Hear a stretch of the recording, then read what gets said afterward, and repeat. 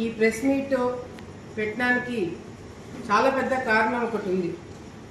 మామూలుగా మోదీ గారు వస్తున్నారంటే రాష్ట్రానికి అటు పేపర్లు కావచ్చు, మీడియా వాళ్ళు కావచ్చు, ప్రతిపక్షం నాయకులు కావచ్చు, ఎవరైనా సరే మోదీ గారు వస్తున్నారంటే మన రాష్ట్రానికి ఏం అడగాలి, ఏం అడగచ్చు, మన ప్రాంతానికి ఇవ్వాల్సినవి ఇంకా ఎందుకు ఇవ్వలేకపోతున్నారు, లేకపోతే ఇంకా కేంద్రం నుంచి మనకి ఎటువంటి సపోర్ట్ కావాలా అడగచ్చు అని చెప్పి మామూలుగా ఎవరైనా సలహాలు ఇవ్వాలా, సూచనలు ఇవ్వాలా, లేదంటే అధికార పార్టీ వాళ్ళ మీద ఒత్తిడి పెట్టి పలానా అడగండి అని చెప్పి ఒత్తిడి పెట్టే కార్యక్రమాలు చూసాం. కానీ మోదీ గారు వస్తున్న కేవలం ఒకే ఒక రోజు ముందర సాక్షి వాళ్ళకి మా మీద విపరీతమైన ప్రేమ అనుకోండి, టార్గెట్ అనుకోండి, ఏమన్నా అనుకోండి, కేవలం ఒకే ఒక రోజు ముందు మోదీ గారు వస్తున్నారనగా అంత పెద్ద కార్యక్రమం ముందు రాష్ట్ర సమస్యల గురించి, రాష్ట్రం గురించి మాట్లాడకుండా మా గురించి అంటే మా మీద విమర్శలు చేయడం ఒక ఎత్తు, ఆలగడ్డలో ఏదో చాలా పెద్ద నేరాలు ఘోరాలు అహోబిలంలో జరిగిపోతున్నట్టుగా ఒక పెద్ద ఆర్టికల్ రాయడం జరిగింది. సరే, దాని గురించి మాట్లాడడానికే ఈరోజు ఈ ప్రెస్ మీట్ పెట్టడం జరిగింది. నేను మామూలుగా అయితే మొన్ననే పెట్టాలా ప్రెస్ మీట్, కానీ మోదీ గారు వస్తున్నారు, ఆయన రాష్ట్రానికి ఏమి ఇస్తారు, ఏమి ఇవ్వబోతున్నారు, అసలు రాష్ట్రంలో అమరావతి అనేది ఒక సంబరాలు జరుగుతున్న కార్యక్రమంలో మనం దీని గురించి మాట్లాడకూడదని నేను కూడా ప్రెస్ మీట్ పెట్టలేదు. అది ఎట్లాగో వైసీపీ నాయకులకి, సాక్షి వాళ్ళకి ఆలోచన లేదు కాబట్టి ఎవరిని ఎట్లా టార్గెట్ చేయాలనే దాని మీద దృష్టి పెట్టడం జరిగింది. ఈరోజు మీకు ఒక ఆర్టికల్ సాక్షిలో వచ్చింది, మళ్ళీ నేను రాసిందో మేము రాపించిందో తెలుగుదేశం పార్టీ అఫీషియల్ పేజీ నుంచో కాదు, సాక్షి పేపర్లో రాసిన ఆర్టికల్ అక్రమాల అంతస్తులు. ఇది సాక్షిలో ఫిబ్రవరి 3వ తారీఖు ఈ ఆర్టికల్ రాయడం జరిగింది. దీంట్లో ప్రధానంగా వీళ్ళు రాసింది ఏంటంటే, ఏదైతే ప్రభుత్వ భూములు అటు ఫారెస్ట్ డిపార్ట్మెంట్ కావచ్చు, ఇరిగేషన్ డిపార్ట్మెంట్ కావచ్చు, ఎండోమెంట్ ల్యాండ్లు ఇల్లీగల్గా అహోబిలంలో పుణ్యక్షేత్రం దగ్గర, అహోబిలం దగ్గర ఇల్లీగల్ కన్స్ట్రక్షన్స్ జరుగుతున్నాయి, ఆక్రమించుకొని దాని మీద కన్స్ట్రక్షన్స్ చేశారు, 100కి పైన లాడ్జిలు, సత్రాలు మరి ఇల్లీగల్గా కన్స్ట్రక్షన్ చేశారు, చోద్యం చూస్తున్న అధికారులు. ఇది వాళ్ళు రాసిన ఆర్టికల్.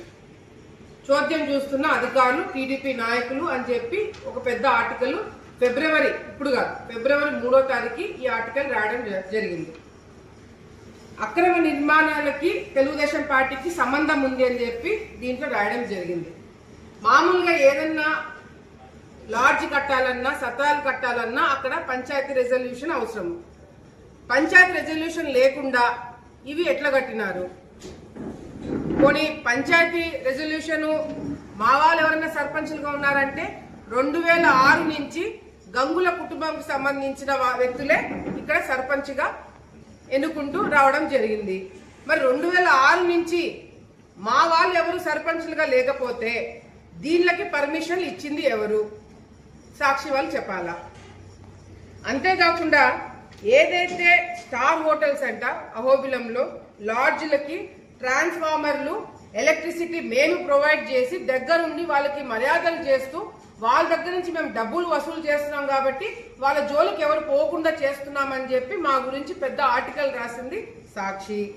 అంతేకాకుండా ఇక్కడ సర్పంచ్, మా సర్పంచ్ కాదు, మీ వైసీపీ సర్పంచే ఇక్కడ పనులు కూడా కట్టట్లేదు, ఆ లాడ్జీలు కట్టుకున్న వాళ్ళు పనులు కూడా కట్టట్లేదు, పంచాయతీ నుంచే నీళ్లు కనెక్షన్, శానిటేషన్ ఇదంతా కూడా పంచాయతీ ఆఫీస్ నుంచి జరుగుతున్నాయి, ఇది చాలా అక్రమాలకు దారి తీస్తుందని చెప్పి మీ సర్పంచ్, మీ వైసీపీ సర్పంచ్ ఇచ్చిన, మీ సాక్షిలో మీ సర్పంచ్ ఇచ్చిన స్టేట్మెంట్, దాని కింద ఈఓ గారు స్టేట్మెంట్ ఇచ్చినారు. అవును, ఇల్లీగల్గా కన్స్ట్రక్షన్ జరిగినాయి, దాని మీద మేము యాక్షన్ తీసుకుంటామని చెప్పి ఈఓ ఇచ్చినది కూడా మీరు మీ పేపర్లో రాసినారు. బాగుంది.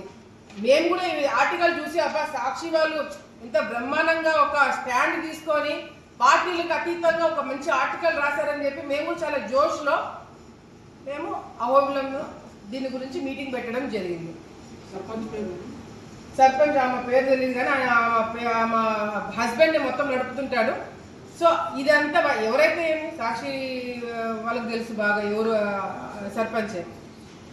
ఇప్పుడు సరే మేమందరం కూడా అధికారులతో మీటింగ్ పెట్టుకొని సాక్షి రిపోర్ట్ని బేస్ చేసుకొని ఇంత బ్రహ్మాండమైన ఆర్టికల్ రాశారు కదా అని చెప్పి అధికారులందరినీ కూడా మేము పిలిపించుకొని ఎన్ని అక్రమాలంగా వీళ్ళు లాడ్జీలు కట్టినారు, ఎన్ని సత్రాలకి పర్మిషన్లు ఉన్నాయి, అసలు ఇంద్రమ్మ కాలనీలో ఏంటి పరిస్థితి అని చెప్పి ఇవన్నీ కూడా మేము పర్మిషన్కి ఏమేమి పెట్టారు ఏమేమి అని ఒక పెద్ద మీటింగ్ పెట్టాం. దానికి ఆర్డీఓ గారు కూడా వచ్చినారు. చేసినాం అహోబిలం సత్రం దగ్గరనే అందరు అధికారులను కూర్చోబెట్టుకొని దీని మీద మీటింగ్ పెట్టడం జరిగింది. ఇంద్రమ్మ కాలనీలో దీన్ని కూడా రాశారు. ఇంద్రమ్మ కాలనీలో ఇంద్రభవనం, ఈ ఇంద్రభవనం ఎవరితో తెలుసా? దాని పేరు లాడ్జ్ పేరు వచ్చేసి అమృతవల్లి లాడ్జ్ పేరు. ఆ అమృతవల్లికి ఆ లాడ్జ్కి పర్మిషన్ ఇచ్చింది ఎవరో తెలుసా? వైఎస్ఆర్సీపీ పార్టీ. ఈ అమృతవల్లికి సంబంధించిన ఎవరైతే ఓనర్ ఉన్నాడో అతను సర్పంచ్ వాళ్ళకి బంధువులో స్నేహితుడో క్లోజ్ అసోసియేట్. వీళ్ళకి అందరికీ పర్మిషన్లు ఇచ్చింది వైసీపీ ప్రభుత్వంలో. గత ప్రభుత్వంలో వీళ్ళ అధికారంలో ఉన్నప్పుడు ఇచ్చిన పర్మిషన్లకి మా గురించి రాస్తున్నారు. సరే దాని గురించైనా యాక్షన్ తీసుకుందామని చెప్పి మేమందరం కూడా దాంట్లో దిగడం జరిగింది. అధికారులందరితో మాట్లాడినాము, ఆర్డీఓ గారితో మాట్లాడినాము, ఇన్స్పెక్షన్ చేసినాము. అంతా చేసి అన్ని లాడ్జీలకి ఎవరైతే అక్రమంగా లాడ్జీలు కట్టారో, ఎవరైతే అక్రమంగా ప్రభుత్వ భూమిని ఆక్రమించుకున్నారో వాళ్ళందరికీ నోటీసులు ఇవ్వడం జరిగింది. మీ సాక్షి చెప్పిందే కదా మేము చేసినాము. అందరికీ నోటీస్ ఇచ్చినాం. ఎవరైతే ఇల్లీగల్గా కన్స్ట్రక్షన్ చేసుకొని రెసిడెన్షియల్ కనెక్షన్స్ పెట్టుకొని కమర్షియల్గా వాడుతున్నారో వాళ్ళందరికీ కరెంట్ కట్ చేయడం జరిగింది. మీరు చెప్పినట్టు కదా చేసాము. మీ సర్పంచ్, మీ వైసీపీ సర్పంచ్ చెప్పినట్టు కదా చేసినాము.